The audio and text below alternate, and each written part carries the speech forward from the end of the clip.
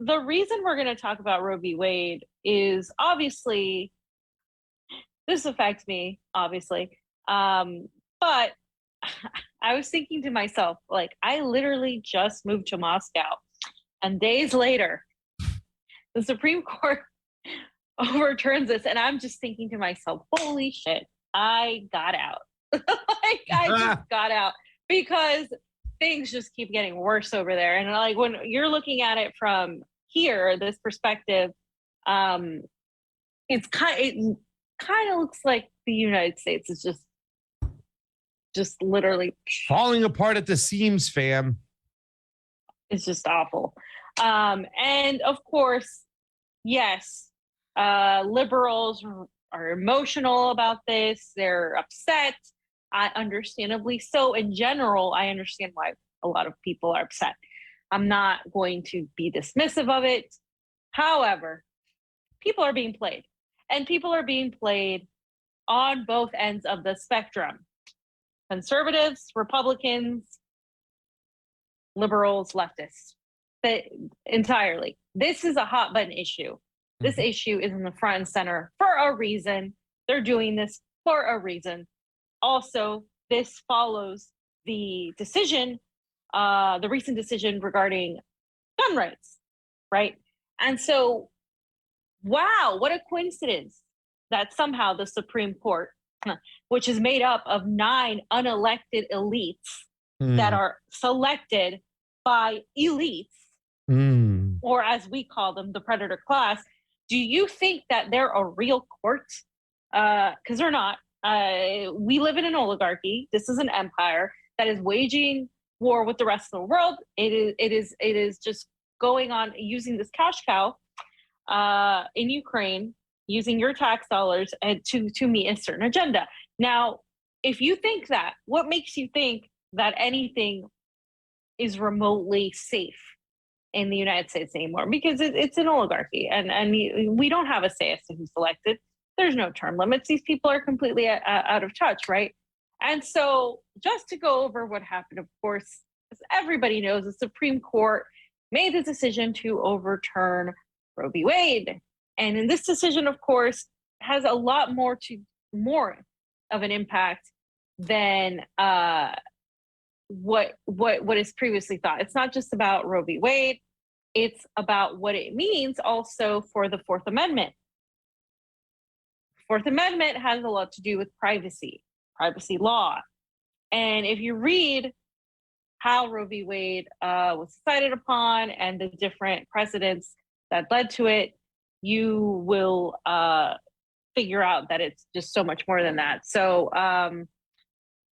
let's see. So on June 24th, the Supreme Court basically ruled that it upheld the Mississippi law that would, of course, ban abortion after 15 weeks of pregnancy, but also confirm that nearly half-century precedent overturned the half-century precedent in Roe v. Wade.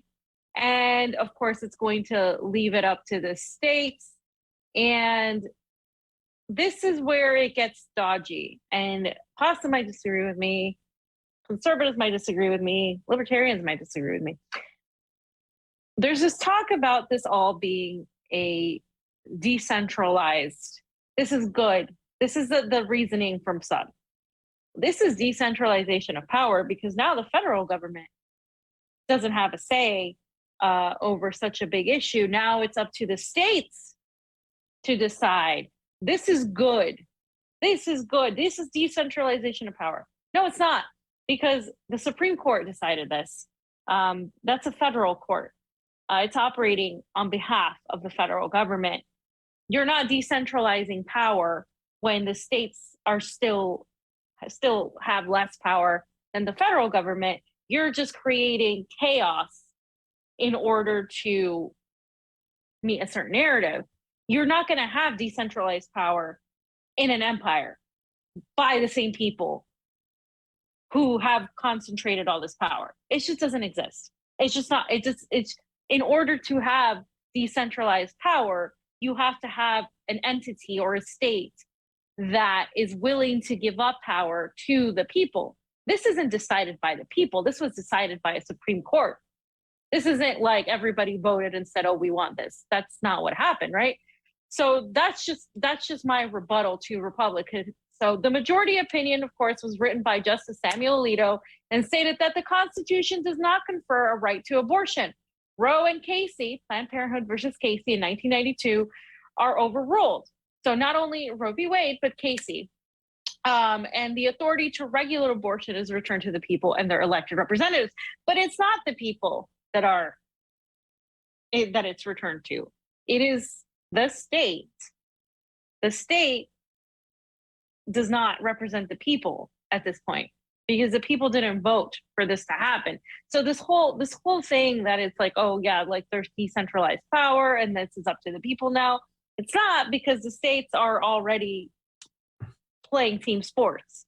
All the red states are going a certain direction. All the blue states are going a certain direction, and they're picking their teams, and their teams are made. And so now you have this whole chaotic situation going on, and it's not for anything other than fundraising, distraction, and of course, more surveillance, the expansion of the surveillance state and control. And I'm going to continue talking about that. Anything to say thus far before I continue? Well, the state, that being the national government, has a right to hold up to the Fourth Amendment, right? And that's what they should be standing upon, is the fact is that they have a right. There's no unlawful searches and seizures. You have the right to privacy with your body, and that's what they should be upholding. You know what I'm saying? I'm so sorry, but I'm against this overturn of it, even if it is kicked back to the states and when people think it's more decentralized. No, they have a right to uphold the Fourth Amendment, don't they? I mean, isn't that where we should be right now?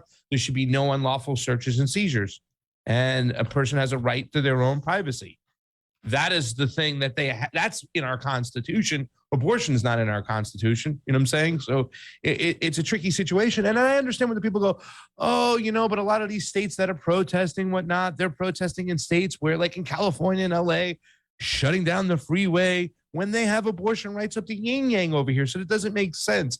So it does seem like it was meant just for a monkey wrench to be thrown into things, bam, to cause more friction between people. But I believe personally that the federal government has the right to uphold the Fourth Amendment. That's what's in play over here. As much as you might not agree with it, that's what they have the right to do: uphold the Fourth Amendment. Okay, so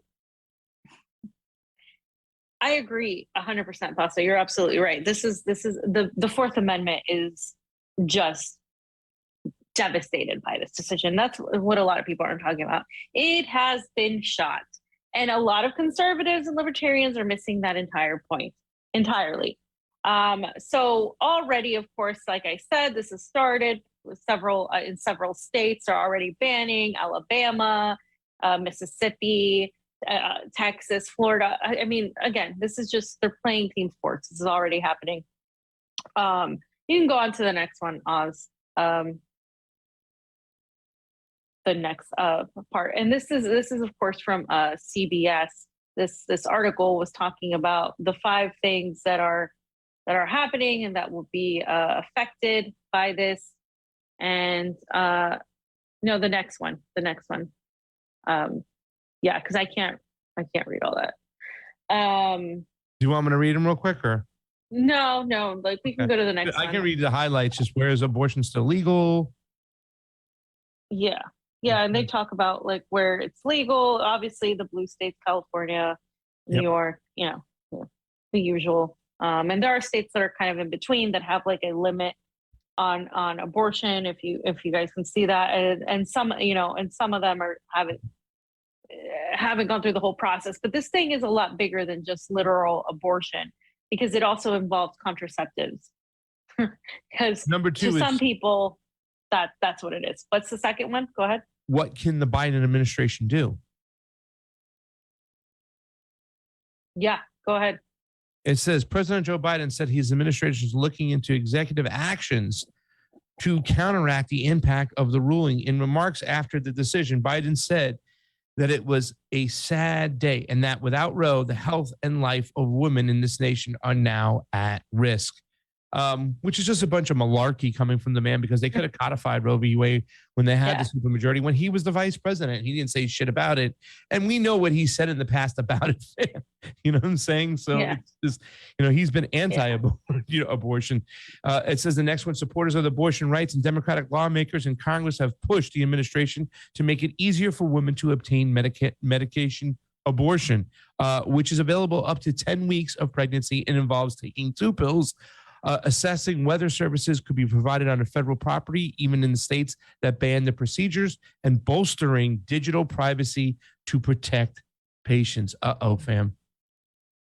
Right. So this is where we get into the tricky part. And of course, first of all, Anita Hill, right? When you talk about Clarence Thomas, Joe Biden, that whole aspect of it, not only did the Obama administration have the ability to codify Roe v. Wade, so did the Clinton administration, and so has the Biden administration. So to blame Republicans on this is ridiculous. You have to blame Democrats as well. And this is where we start getting into the privacy laws, because, for example, contraceptive that you take could also be considered an abortion, because it's up to a certain amount of weeks. And some conservatives consider contraceptives abortion, because they consider the beginning of life to occur with the egg meeting the sperm. So that is to them life.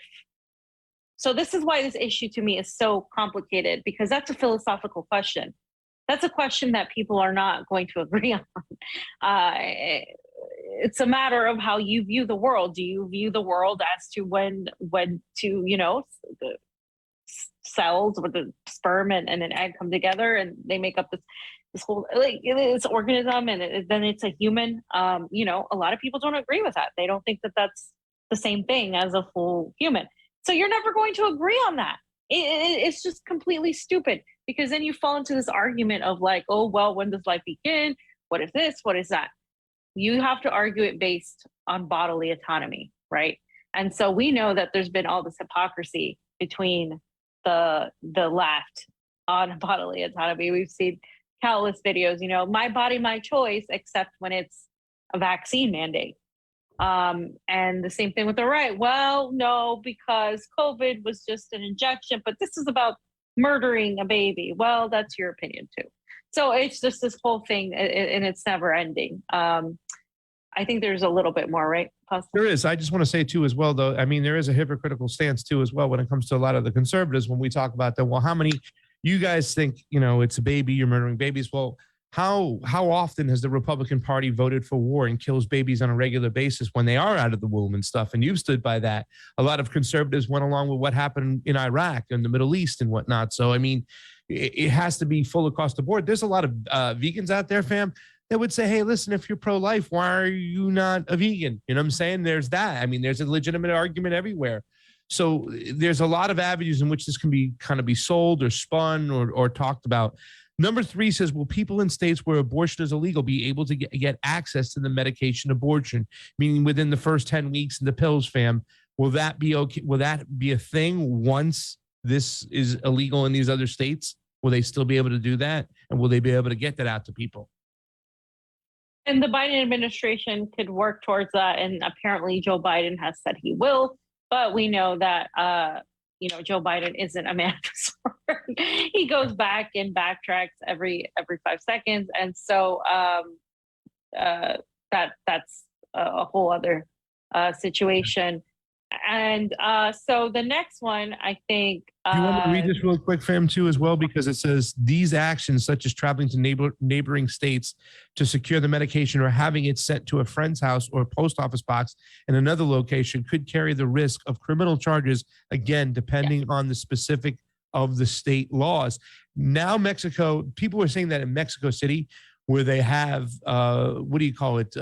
medical traveling, when people just go in there to do dental work and whatnot, that I saw somebody put up a post about Mexico City going into Mexico City would actually be cheaper than driving across the state line and getting it done. But the question will be, will these states make it illegal? What would they do? You know, how often will they try? I mean, can we see SWAT teams like the DEA busting women who are trying to get these pills for medication or trying to sell them underground? I mean, it's going to be crazy. Well, the pills are going to be up to the extremities, right? Like the pills are something that is right now, it's allowed in most areas.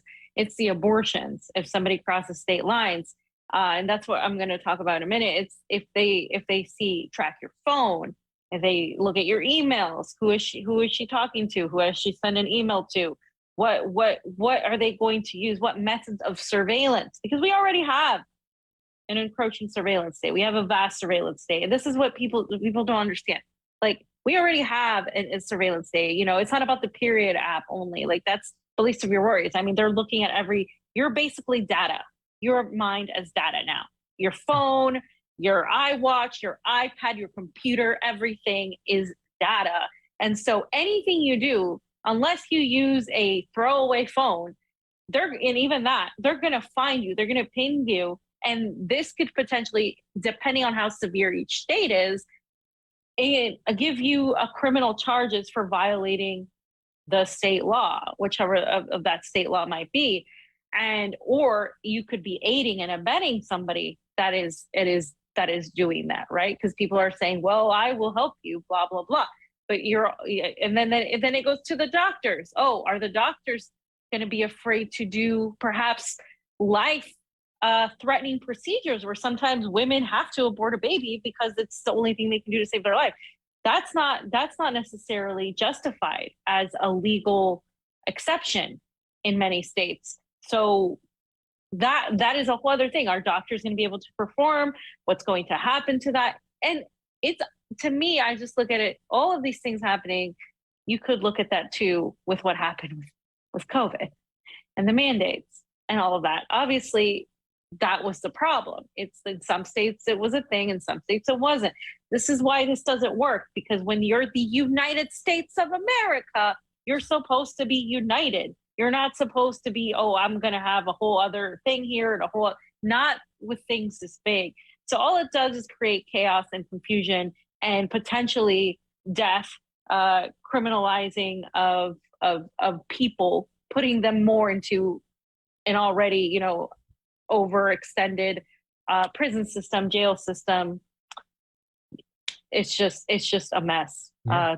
Go ahead, fam.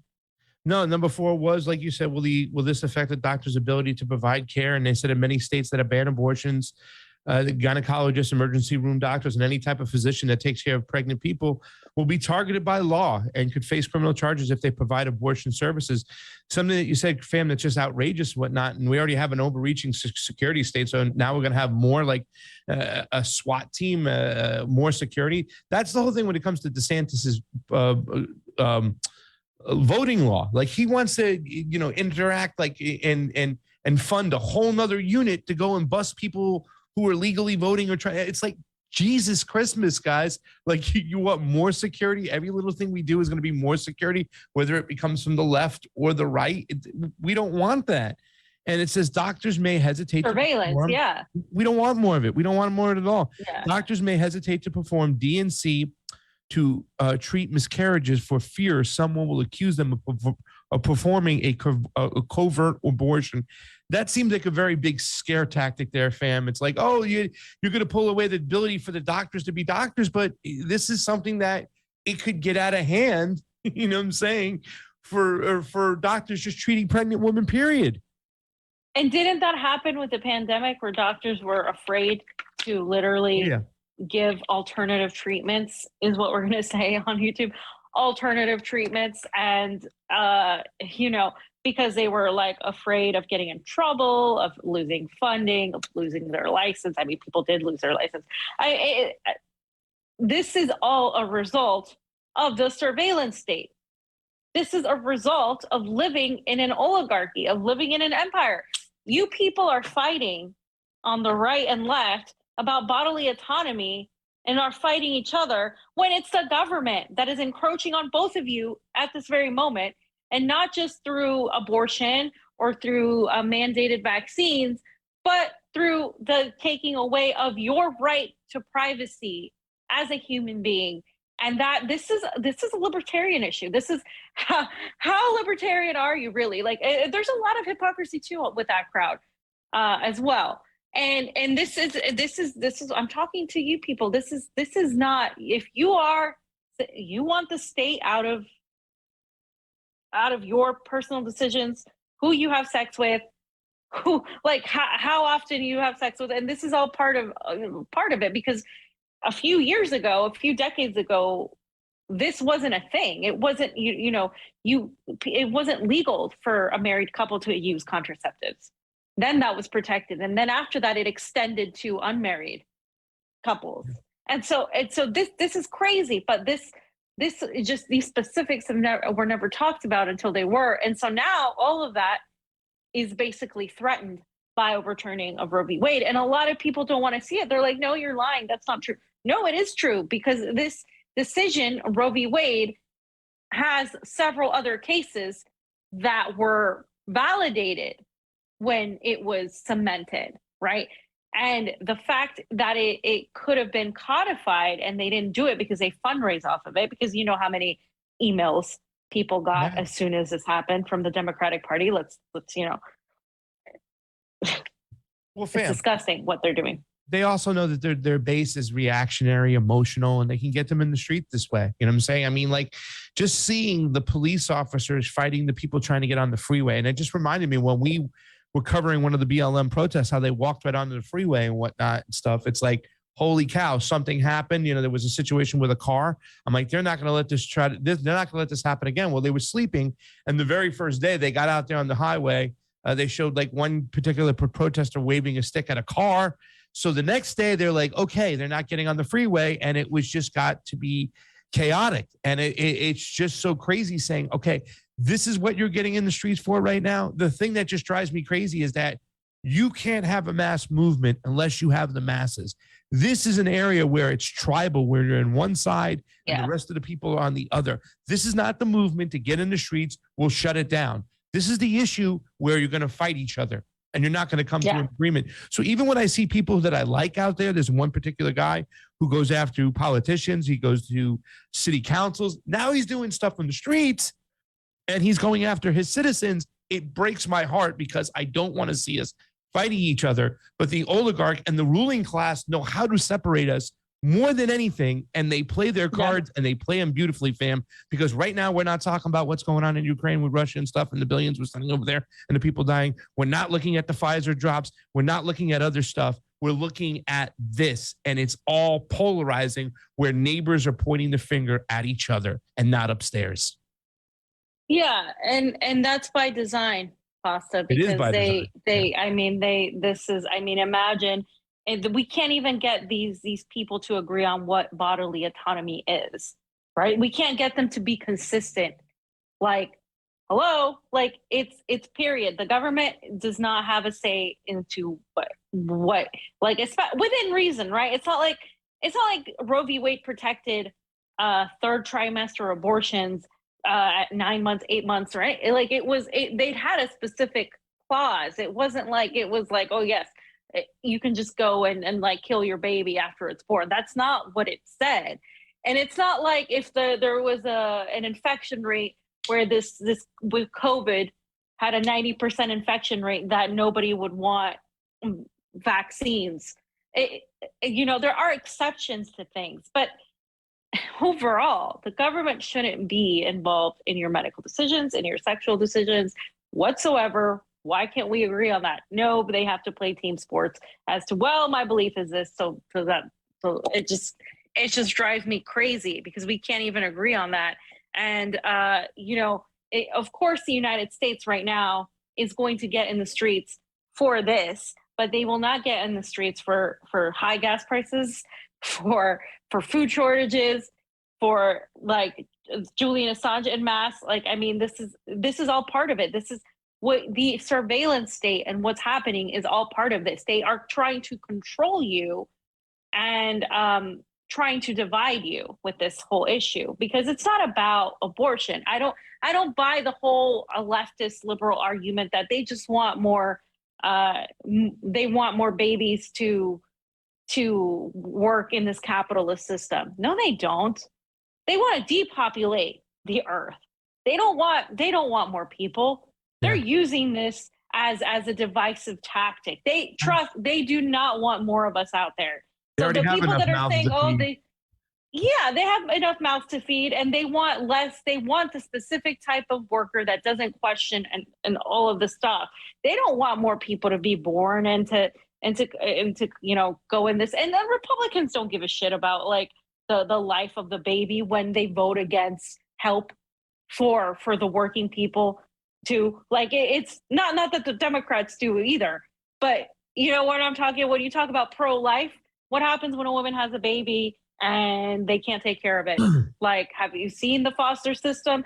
What happens to kids that grow up in foster homes? I mean, it's hypocritical on both ends of the spectrum. And I think that is a large part of what they're both missing, is that this is a method of division, a method of control. I'm not minimizing what it means to women and the dangers that we just read that can occur. But I am saying that we're being played, that you are being played against your neighbor instead. And they're trying to fundraise, both the conservatives and the liberals, because the conservatives say, well, you have to vote for us if you don't want dead babies. And the liberals say, well, you have to vote for us if you want choice, which is ridiculous, because neither of that, like they just continue playing off of this one issue that people are never going to agree on. And it's so frustrating because it's going to encapsulate the rest of the goddamn year. Yeah. It's like you said, when your people are going out there right now too as well. Are you my body, my choice? Yes. What about the mandates? No, I'm for the mandates. It's like Kim Iversen's tweet, right? She had a great tweet. Like, I can't argue with the Kimmy. She got so much pushback. Yeah. She got so much pushback. 1000%. Listen, I'm glad to hang with people who think for themselves. That's why I got to say. You go, Kim. Absolutely 100% behind you. If you are, you can't be pro-choice and pro-mandate, right? Is that what it was? Yeah, like you can't be. Yeah, exactly. And vice versa. I right? did it. Like, I got to read it because otherwise I'll fuck it up and I'll do it wrong. Here it is. Kim Iversen. She says, you can't be pro-choice and pro-mandate, and you can't be anti-mandate and anti-choice. Prove me wrong. She's got almost 4,000 likes on that. You go, Kim. She's 100% right. How can you be pro-choice and then pro-mandate? You can't. Oh, but COVID is It's a public contagious. health issue, fam. It's a public health issue. That's what they say. COVID is contagious. It's a life, and so you're killing somebody. No, like you're. What about that person's choice? What about the baby's choice? Like, they just give you these arguments that are neither here nor there. Like, it's you got to focus on logically what it is under the law, your body, your choice. No consistency across the board. Once you start saying, come on, like, everybody's going to have a different philosophical view on when life begins. Everybody's going to think, and I think with COVID is even easier because you can dictate how contagious COVID is and how deadly it is with science. The other one is a whole philosophical thing. Yeah, and I just, once again, I want to point out too, we're having the wrong argument, right? Like, the debate really should be is how do we have less unwanted pregnancies? That should be the bottom line, because that's going to make both sides happy. If you're against abortion, but okay, we spend our money and our attention and our efforts and our funding working to less unwanted pregnancies, then you're going to be happy, right?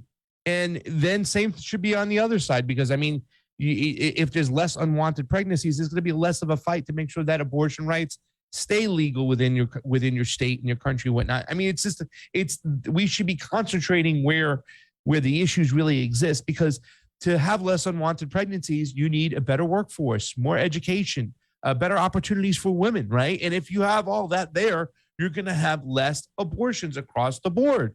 Bottom line, you're going to still maintain the right for those bleeding heart crying liberals, to protect the Fourth Amendment and whatnot. Therefore, they have their choice. And then the people on the conservative side, you know, who are very much religious and they want to see less babies die. Well, we just cut the numbers of unwanted pregnancies in half. So therefore, unwanted pregnancies, eat it too. But unwanted pregnancies happen too, because people don't like take care of it, right? So like, I don't really see how that entirely eliminates abortion. When eliminating abortion, it would cut the numbers in half, right? It should cut. But, I mean, right, but I think you're saying more sex education, more whatever, more contraceptives, everything. Yeah, more tools for testing to see if a woman, and if a woman has more choices, and if a woman's educated, has the education stronger within society for women, they'll have much more knowledges of how to take care of their body and fight all this back. They did these studies in other countries before. I believe I talked about it in Iran after their war. Well, how do they have less unwanted pregnancies? More opportunity leads better education, better workforce leads to less unwanted pregnancies. So you strengthen that to counteract what's happening on the other end. I mean, it's economics at the end of the day. It's what you're putting into the population. If it's, I mean, at the end of the day, you know, there's got to be more education, more this and that. And there's been a stride in that. But if you eliminate contraceptives, which is what some of these people want to do, because they're like, no, are you fucking kidding me? Then you're like, that's ridiculous. And I firmly believe this issue is being put out there right before 2024, right when everything is happening with Ukraine. I don't believe that the whole agenda is to just let it be, let people just have all these babies. I think the agenda is to start a civil war, to divide people, because if we have a civil war, you're not going to have a class war. You're not going to look up at who's really pulling the strings, as we always say, at the predator class. And so that's why this is a civil conflict that could, is dividing the country up. And what better way to exert some sort of federal expansion of the police state, the surveillance state, than have citizens go at each other's throats over a social issue? Because this is something that Terry always talks about. Women don't have the privilege of talking about abortion really in the global South. They're trying to have, conversations about the economy, trying to get paid the same, trying to have a roof over their head, feed their kids. Like they like that. The abortion thing is in the back burner for a lot of these economies, these societies, and they're progressing because they're focused on economic issues. This is such a divisive issue that in the United States, although we have more of a liberal viewpoint on it compared to, say, Nicaragua, it's still just something that people are not going to agree on. And although I'm fully a pro-choice person, I know that this is being weaponized. So anyway, I think we went off on a tangent. It's okay. It says, could the ruling affect more than just abortion, fam? That was the last part of this particular section. And yes. Slide number 51 says, Dobbs' case to overturn key rulings, including those that established the rights to birth control and same-sex marriage. It was not clear that the other justices agreed, and Justice Samuel Alito, who wrote the main opinion, said he did not believe the abortion decision affected other issues. Fam, you just pointed out clearly right now, this is more than just about the abortion issue. This is about the Fourth Amendment here. So this could definitely affect other issues. It could affect other issues hardcore, especially for a mandate down the road. No? Right. And that's the next thing, right? That's what we're going to be talking about, is like, this makes it more possible because you're talking about a lessening of the right to privacy. And if you put this with everything that's happening with COVID, which we're going to talk about tomorrow, and the global attempts to deal with pandemics, I mean, it's all there. I mean, the more you take people's rights away to their own privacy, to their own bodily autonomy, no matter what side of the aisle you're on, the less people will have the liberty and the freedom, those words that a lot of conservatives love, to actually dictate over their own sovereignty, over their own person, over their own human thought process, their own independent thought. And so we are in the middle of this. There was that meme I shared not too long ago, right? It was like Brave New World, the 1984, like Handmaid's Tale, Brazil. It was like all of the Soylent Green. Yeah. And it was like, you are here. And like we're like there. We're like in the thing. And like, yeah, it's hilarious. Let's get to Fee's tweet, slide number 52, Oz. Oz. Oz. Oz? Did Oz go to the wizard? Oz. Oz. Is he alive? Did Oz pass out? He passed out. Are you serious? He's up. Slide 52, Sleeping Beauty. you missed that one. Like Oz. I can see the Z's coming out. Slide 52, handsome. Fiorella's tweet. Go ahead. Handsome. All right. Take us off the screens. Can you take us off the screen? Yeah. Come on, us. Come on. Oh, that's beautiful. All right. Neither party is solving your issues because both parties are two sides of the same fascist. I don't think this is the first tweet. This is my first 52, tweet. Oz, not 55. Okay. Yeah, I don't think this is. Jesus Christ. We're killing Oz right now. Oh, here we are. I want to go hit my. Go ahead and read it. I'm going to go hit a button. So the U.S. Supreme Court isn't a real court. It's led by the elite serving the 1% political class, which is why it's pure manipulation. Roe v. Wade was struck down to get the entire rabid, emotional populace to focus on this issue, not economics. And so both parties fundraise off of it. We all heard that, right? While I was reading this thing. What did it say? I was reading this thing and then you played the thing. So was it brown?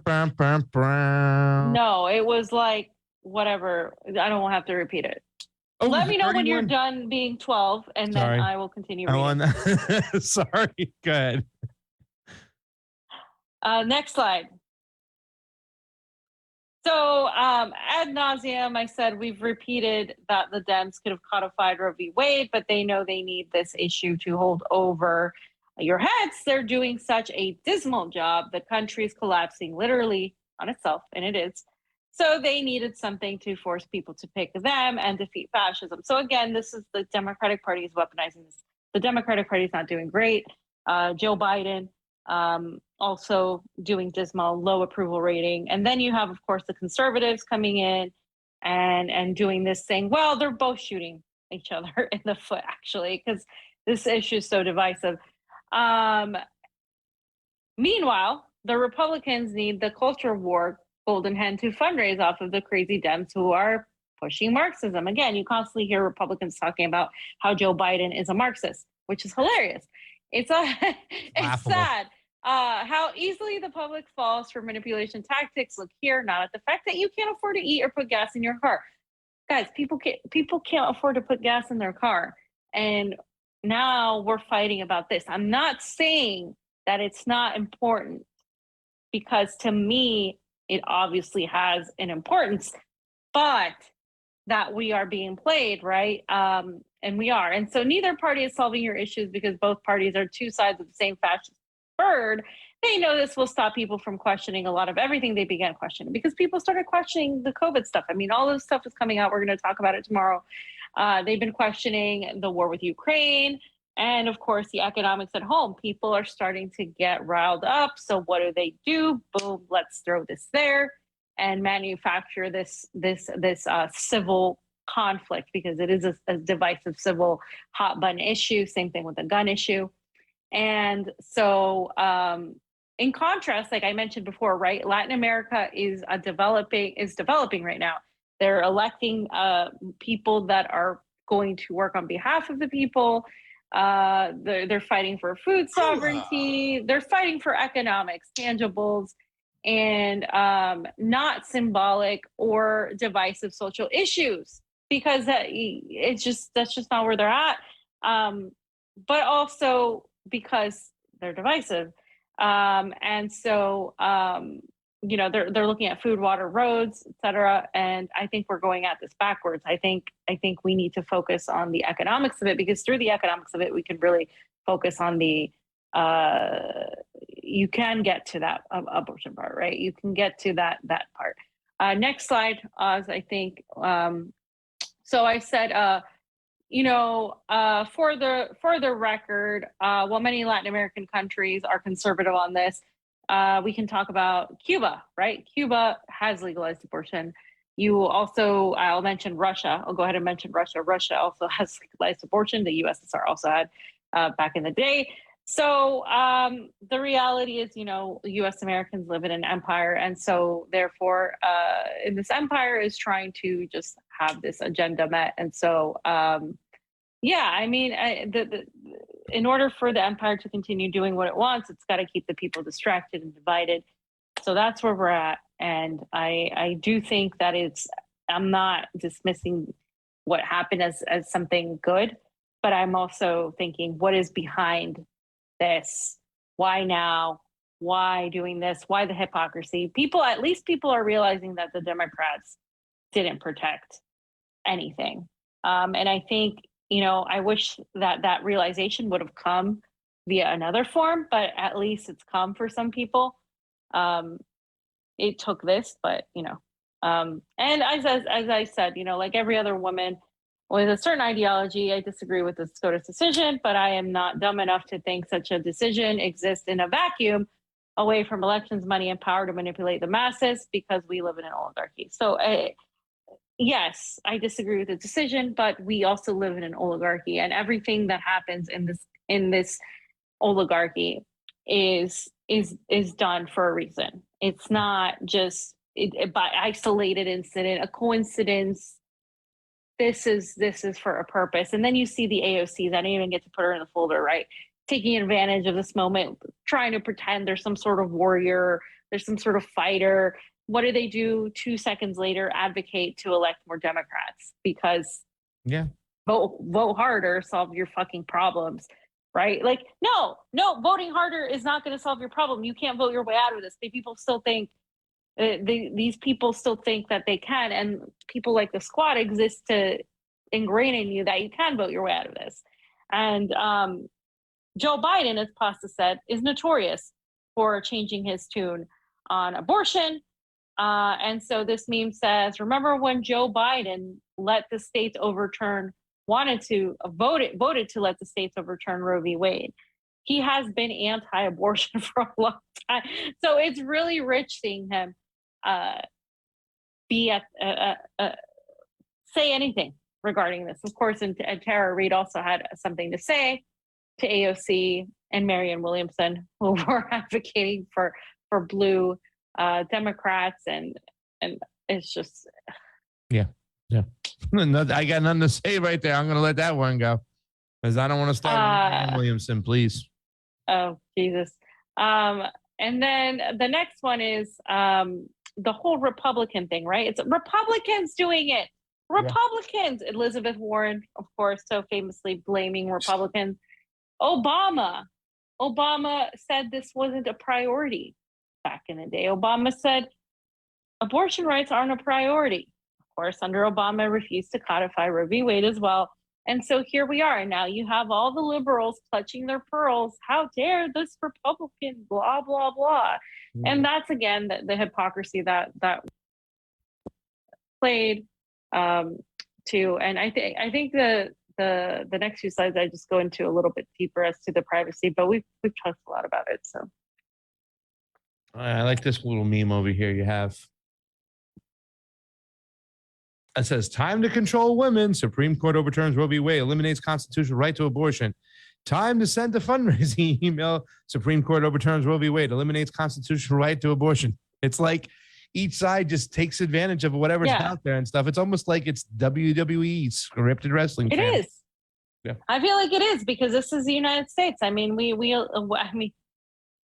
have Zelensky constantly talking. I mean, this actor, right? I mean, people talk about Trump. Well, there's Trump, celebrity. You have the celebrity culture. You have the theatrics of Congress, AOCs, the influencers. I mean, it's It is WWE, fam. I think WWE is more genuine. Jeez. And this person said the U.S. is now decades behind authoritarian communist countries in reproductive rights. The USSR decriminalized abortion in 1920 and 1955. Cuba decriminalized it in 1965. Or is that 95? 65. East Germany legalized it in 1972. China legalized in 1988, and then Vietnam 1989. So, I mean, same thing with healthcare, right? It's the same thing. It's like this is kind of like it goes hand in hand, the situation. But I mean, you know, and that's the thing. Like, it's somebody's choice, what to put in their body, what to do with their body.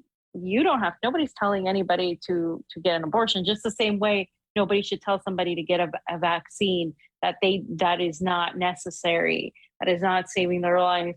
That is not, you know, doing what they said initially, and then they went back. It was supposed to do. So again, it's the same premise. So yeah, that's that. Sam, do you want to get your next tweet over there? I can do it. I can do not this one. The next one, Oz. I can do it in my Richard Nixon voice for you if you want. Yeah, Sam. No, the one before that says one thing is clear: liberals are hypocrites about that one. About bodily autonomy for pushing vax mandates for COVID, and conservatives are hypocrites for saying they're pro-life when they don't care what happens after a baby is born.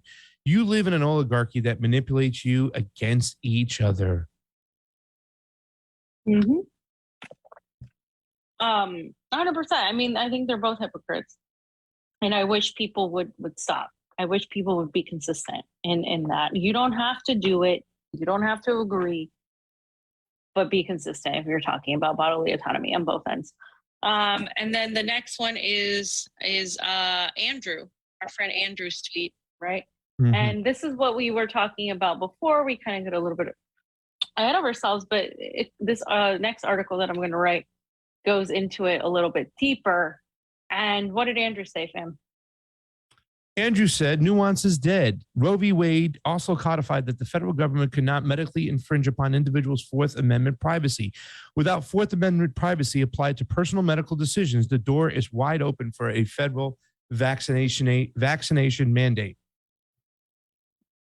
Right. And so going into this a little bit deeper, there was an article that was written before this decision took place, right? Yeah. And if you just want to read the highlighted part, fam, that article. Okay, it says, if Roe is overturned, criminal investigation into women's reproductive decisions enabled by modern technologies and sensitive, intimate data, these technologies capture would constitute a unique extension of the state's power of observation and coercion.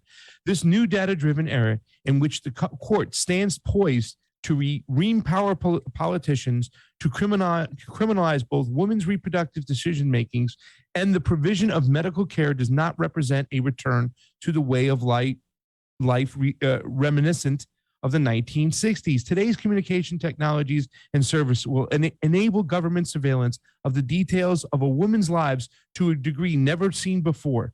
And the explicit protections of the Fourth Amendment offer little or no meaningful protection against this surveillance. How conspicuously 21st century technology will privilege the interests of the state over the protection of privacy interests should law enforcement be empowered to investigate the crime of seeking, obtaining, and providing an abortion, and how substantial Fourth Amendment protections would be against the privacy intrusions inherent in the investigation of crimes premised on a woman's reproductive decision. Yeah. I mean, so this again, like just reiterating the point that this is also about the Fourth Amendment. This is the state gaining power over your personhood. And don't think for a second that just because it's woman, it's not everybody else. It's going to be if it's a woman and a woman's a human being, do the math. It's going to extend to everybody else. And that is something that's not being talked about enough at all from this whole situation. This is about control over you as a person. And if we don't fight that, if you say you are anti-mandate and your religious vision of what a person does, and you're trying to control what a person does, you're not really you're not really for bodily autonomy, because it's like, wait a minute, like that person can do what they want.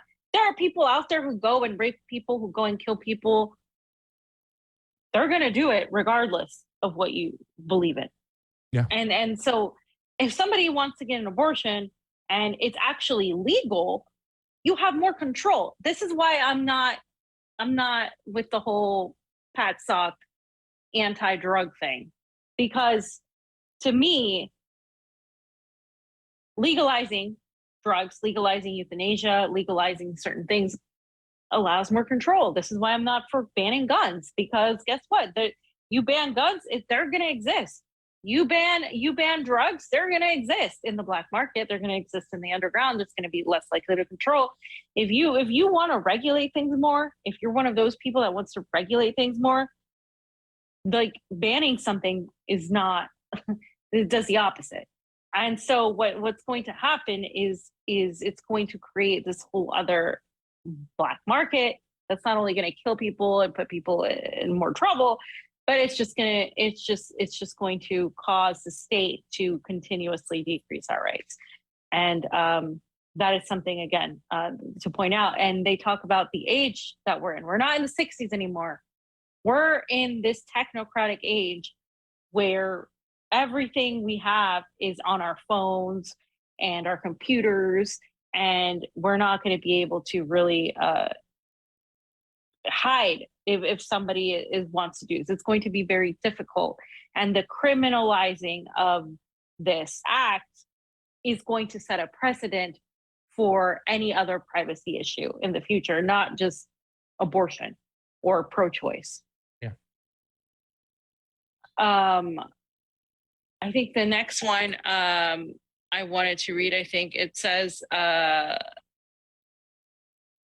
okay, so it says the right to privacy means anything. If the right to privacy means anything, it is the right of the individual, earned, married or single. Oh, okay, to be free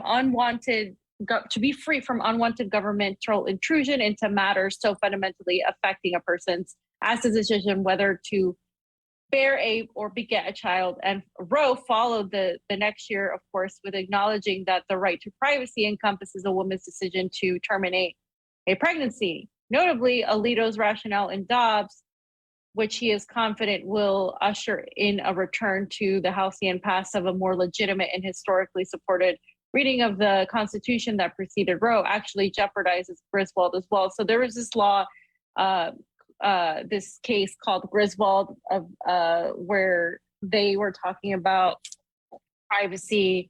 And so this, again, Roe involves Griswold as well. So again, Roe v. Wade had so many other things that it encompassed, and it wasn't just abortion. If you want to read the next one, Pasta. What slide number is it? It's the one that's 70. Those who search for information about abortion on the internet, looking, say, for facts about medication that can induce an abortion, must also be cognizant that their search history can place them under suspicion. So in other words, they're saying, fam, if they start looking for stuff online, the security state who have the keys to the kingdom on the other side could be spying on them and flag them. Purchasing mifepristone and misoprostols online would also create digital evidence. Indeed, just paying for an abortion in anything but cash, whether it be Venmo, Apple Pay, credit card, check, or using health insurance, leaves a digital trail. A sociologist explained, it is difficult for most people to live their lives and fully withdraw from the use of digital communications technology services and platforms generating the data that will provide leads and telltale signs, what prosecutors call evidence, about women seeking or obtaining abortions and those providing abortion services. You want me to read the next So, one? Okay. so I mean, it's essentially what we're talking about. Like, it's again, it's going to cause a lot of incrimination, and all. And again, it's like, okay, great, okay, well, I don't get an abortion then, okay, but what if now that precedent is set? Next time there's another case, well, this person wanted to use a contraceptive, or this person wanted to sleep with this person, and so now that person must have been involved in a crime. So now we have the ability, we have a president said where they don't need a warrant, because it's going to go into the warrant situation where, yeah, technically you're supposed to get a warrant, but with the way the technology is working, there are third-party companies that can find information about a person without a warrant. And a lot of law enforcement has been using these third-party companies to do that. So you can circumvent around getting a warrant now. And we've seen that, of course, with the Patriot Act. We've seen Edward Snowden talk about the NSA and how they've wiretapped people. This is nothing new, but this is just another avenue to allow the expansion of the surveillance state. Yeah. The next one pretty much piggybacks on the same thing, fam, too, as well. That this is just without the Fourth Amendment. There, you're just going to be open for them to come in at any single time. And you can't get away from a lot of their digital payments. They're moving you more into digital payments, whether it be Apple Pay and whatnot. So, yeah, it's more of the same. Do you want me to read or no? Mm-hmm. No, that's okay. I mean, it's more of the same if you guys want to take a look at it. I mean, the issue is a hugely a Fourth Amendment issue.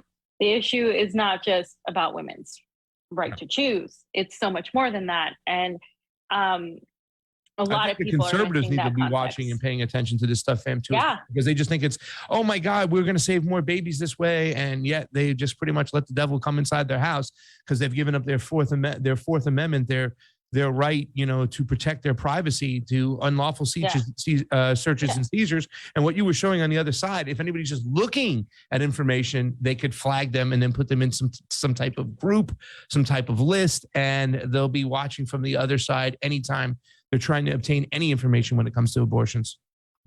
I feel like this was a two-pronged thing. I'm going to venture to say this isn't about abortion with what they're doing.